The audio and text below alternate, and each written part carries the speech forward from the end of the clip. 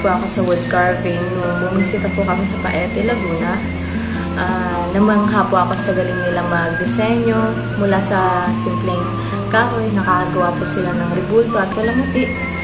Dahil po doon, mas minahal ko po ang ating kultura. Nakasali ako ng workshop noon at sinubukan ko mismo ang wood carving. Mahirap po siya, pero masaya po. At nag-enjoy din po ako sa pakikinig sa mga kwento ng mga matatandang manlililok, kung paano po nila ito natutunan sa kanilang mga magulang at lolo't lola.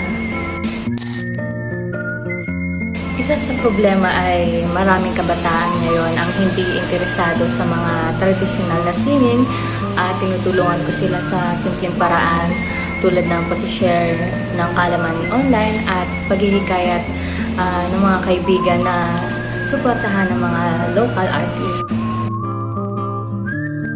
Nakakatulong ang wood carving bilang hanap buhay para sa marami.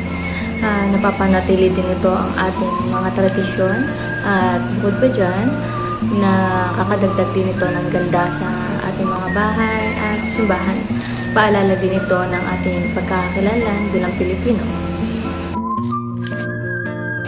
Pumunta tayo sa mga lugar kagaya ng Paete o sa mga museo at pwede rin tayong sumali sa mga carving class at pwede rin tayong tumulong sa pamamagitan ng pagpili ng mga local handmades na produkto at maging curious lang at igalang ang sining na ito.